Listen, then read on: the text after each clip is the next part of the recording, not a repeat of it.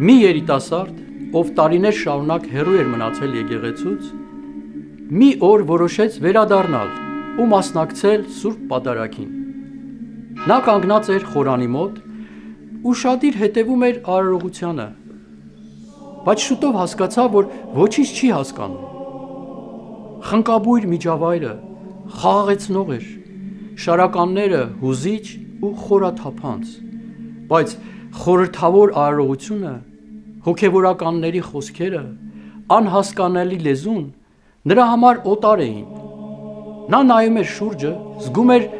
մի ջերմ, հարազատ մթնոլորտ, բայց նաև իր ներսում անծանոթության մի զգացում, ասես հայտնվել էր մի աշխարհում, որի գեղեցկությունը անհայտ էր իր համար և իմաստը անհասանելի։ Պատարագից հետո նա մոտեցավ ծերունի մի մարդու, ով նստած էր մոմերի մոտ, խոնարհ աչքերով, կարծես աղոթքի մեջ խորասուզված։ Երիտասարդը, ընդհատելով նրա լռությունը, հարցրեց. «Ասացեք ինձ, ինչ իմաստ ունի այս ամենը։ Ես ոչինչ չեմ հասկանում»։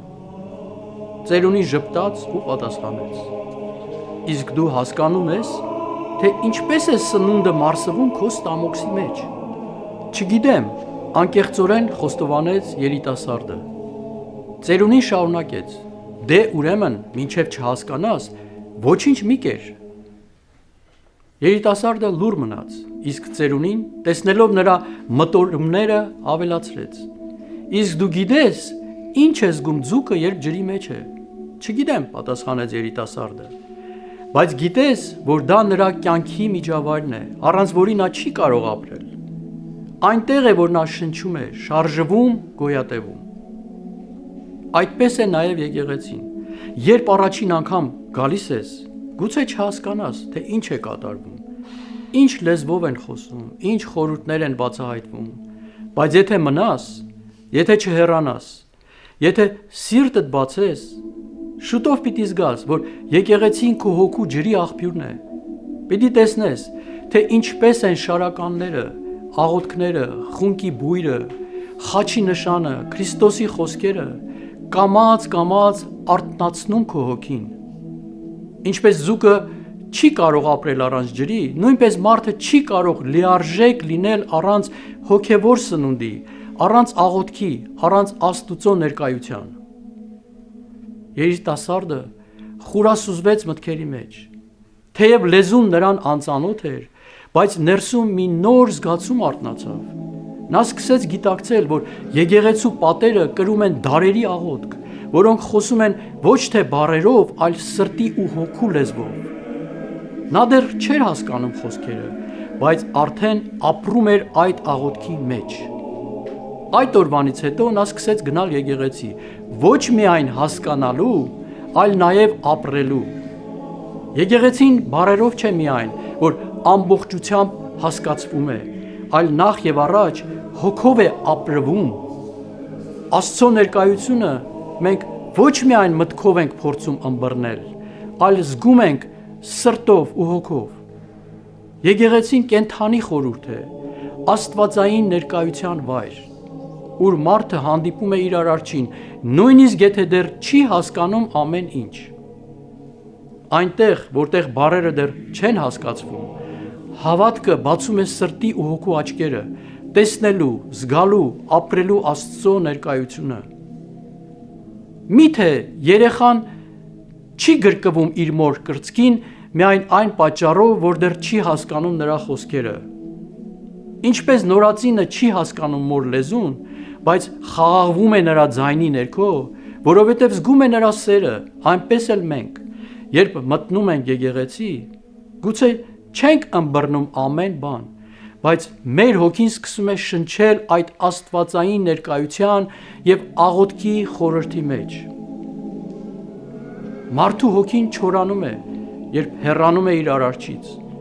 բայց երբ վերադառնում է, նույնիսկ առանց բառերի հասկանալու, նրա ներսում մի նոր կյանք է ծնվում։ Հոգին բացվում է հոգևոր, երկնային իրականության առաջ։ Նա սկսում է տեսնել, որ եկեղեցին պարզապես արարողություն չէ, այլ կենդանի շունչ, որտեղ Քրիստոս է ապրում, որտեղ դարերի աղոթքը շարունակում է հնչել եւ արմատացնել նրա հոգին։ Եվ ինչպես մարմինը չի կարող առողջ մնալ առանց սննդի, այնպես էլ հոգին չի կարող աճել առանց Աստծո հետ հարատև հաղորդակցության։ Եկեղեցին հենց այդ հոգևոր սննդի աղբյուրն է, որտեղ մարդը սնվում է աղոթքով, հավատքով, ձեռք բերելով Աստծո կամքի իմացությունը։ Սակայն հոգևոր գիտելիքներն ու Աստծո կամքի ճանաչումը գալիս են աստիճանաբար եւ հարկավոր է պարզապես հավատալ ու գտնվել այնտեղ, որտեղ մեր հոգին իսկապես կարիք ունի լինելու, նույնիսկ եթե ամեն ինչ առայժմ լիովին հասկանալի չէ։ Օրինակ, պատկերացնենք, որ առաջի դասարանցին գալիս է դպրոց, լսում է ուսուցչին եւ ասում. «Չեմ հասկանում, ուրեմն վերցնեմ ուսապարկս ու հեռանամ»։ Մենք, երբ առաջին անգամ դպրոց ենք գնում, շատ բան չենք հասկանում, բայց դա մեզ չէր խանգարում ամեն առավոտ արթնանալ, հաղթահարել ծուլությունը եւ գնալ դպրոց։ Մենք չէ որ չենք հրաժարվում օտար լեզուներ սովորելուց միայն այն պատճառով, որ սկզբում շատ անծանոթ բառեր կան։ Ընդհակառակը, շարունակում ենք լսել, կարդալ, սովորել ու գործադրել, մինչև որ աստիճանաբար հասկանում եւ վարժվում ենք։ Նույնն էլ հոգևոր կյանքում է, երբ գալիս ենք հավատքով, Աստված աստիճանաբար բացահայտում է իր ճշմարտությունները։ Բացի այդ, շատ բան արդեն պարզ է։ Օրինակ, հասկանալի է, չէ, երբ ասում ենք Տեր ողորմյա, կամ երբ լսում ենք Փառքոր եւ Որդվո եւ Հոգվույն Սրբո, որքան էլ անհասկանալի թվան հոգևորականի գործողությունները կամ եկեղեցական լեզվի շրջադարձերը, եկեղեցու ամենակարևոր աղոթքը Տեր ողորմյա, միանգամայն հասկանալի է։ Պատարագի մեծ մասը արդեն պարուրված է այս խոսքով։ Պատարագի լեզուն, գրափարը, յուրահատուկ լեզու է։ Սա մեր հոգևոր գանձն է, որը ոչ միայն պատմական ժառանգություն է, այլ Աստծո հետ հաղորդակցության սրբագործված միջոց, որով դարեր շարունակ մեր հավատքի հայրերը աղոթել են, քարոզել եւ փառաբանել Տիրոջը։ Եկեղեցական լեզուն խորհուրդ է եւ իսկապես մի յուրահատուկ ու սրբազան լեզու, մի տաճար, որտեղ ապրում է մեր ժողովրդի ոգին։ Այն ժամանակի միջով փոխանցված սրբություն է, որով մեր նախնիները դարեր շարունակ աղոթել են, խոսել Աստծո հետ։ Այստեղ սակայն հարց է առաջանում. եթե մեկն աղոթում է, բայց չի հասկանում իր աղոթքը, քանի որ այն հնչում է խրթին ու անհասկանալի խոսքերով, արդյոք դա որևէ օգուտ ունի, նույնիսկ եթե դա ուշադիր լսում է։ Սուրբ Գրիգոր Տաթևացին այսպես է պատասխանում. եթե մեկը կանգնած է արևի տակ եւ չի հասկանում նրա հատկությունները, արդյոք նա չի ստանում նրա ջերմությունը եւ լույսը։ Նույն կերպ, եթե մեկը աղոթում է կամ ներկա է պատարագին, թեև չի հասկանում ամեն բառի իմաստը, միևնույն է, նա ստանում է Աստծո շնորհը, որովհետև աղոթքը սրտի խոսքն է եւ ոչ միայն մտքի։ Եթե նույնիսկ ոչ գիտուն մեկը սուրբ սրտով ու հավատով աղոթում է կամ լսում քահանայի աղոթքը, նրա աղոթքն անօգուտ չէ, ինչպես որ թանկարժեք մի քար ընկնելով մի գյուղացու ձեռքը նույնքան արժեքավոր է, որքան ոսկերչի ձեռքում, նույնիսկ եթե գյուղացին չի հասկանում դրա արժեքը, այդպես էլ մաքուր սրտից ելնող աղոթքն ունի նույն զորությունը, լինի իմաստունի բերանում, թե գյուղացու, ով չի հասկանում նրա խորությունը։ Նրանք միապես են վարձք ստանում։ Աղոթքի մեջ կա 3 կարևոր տարր։ Նախ, պետք է ուշադրություն դարձնել նրա նկարագրին, ապա խնդրվածքին եւ վերջապես աղոթքի խորքային շարժառիթին։ Վերջինս ամենակարևորն է, քանզի աղոթքը նախ եւ առաջ մեր խոնարհ դիմումն է Աստծուն,